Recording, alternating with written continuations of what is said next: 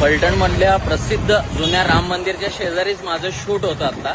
राम मंदिरच्या आवारात मला जाता येते, शूट करता येते का बघूया, आता विचारू त्यांना. या दगडी कमानीतून आत आल्यावर डाव्या बाजूला नाईक निंबाळकर राजे यांचा 700 वर्ष जुना अतिशय देखणा राजवाडा पाहायला मिळतो. तर उजव्या बाजूला 1774ला बांधण्यात आलेलं राम मंदिर पाहायला मिळतं. मूळ मंदिराचं बांधकाम हे दगडातीलच आहे. तर राम, लक्ष्मण, सीता या मूर्त्या महाराणी अहिल्यादेवी होळकरांनी या मंदिरासाठी भेट दिल्याचं मला समजलं. या मंदिरातील द्वारपाल हे भिंतीत न कोरता असे स्वतंत्र दगडात पूर्णाकृती कोरलेले आहेत. मंदिराच्या बरोबर पुढ्यातच मारुती आणि गरुडाची मंदिर आहेत. तर या मंदिराचं सभामंडप आणि शेजारील एकमुखी दत्ताचं मंदिर हे 1881 साली बांधण्यात आलेलं आहे.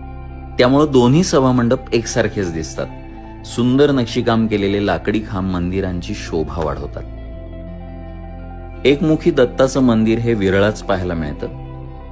या मंदिरातील दगडी खांबांवरील नक्षीकाम आणि त्याखाली कोरलेले फळं, मिरची खाणारे पोपट आपलं लक्ष वेधून घेतात.